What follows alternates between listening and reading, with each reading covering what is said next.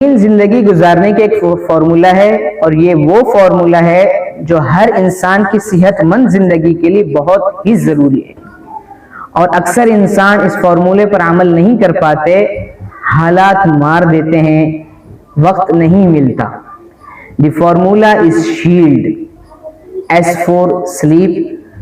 कम से कम 7 से 8 घंटे की पुरसुकून नींद लें, पुरसुकून तरीके से सोएं। H for handling stress. जहनी दबाव को कम से कम करें, जहनी दबाव से बचें, टेंशन से बचें, गैर जरूरी फिक्र से बचें। And I for interaction. बातचीत करें, गुफ्तगू करें, खुशगवार ताल्लुकात बनाएं, बेहतरीन पुरसुकून जिंदगी गुजारें। E for exercise. वर्जिश करें, वॉक करें, स्विमिंग करें। And L for learn. सीखें, सब कुछ सीखें, पूरी उम्र सीखें, जो सीख सकते हैं वो सीखें। And D for diet.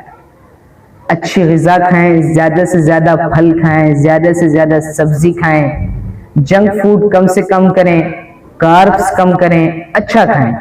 ये वो फॉर्मूला है जो आपकी ज़हनी और जिस्मानी सेहत को बेहतर बनाने के लिए बहुत ही ज़रूरी है।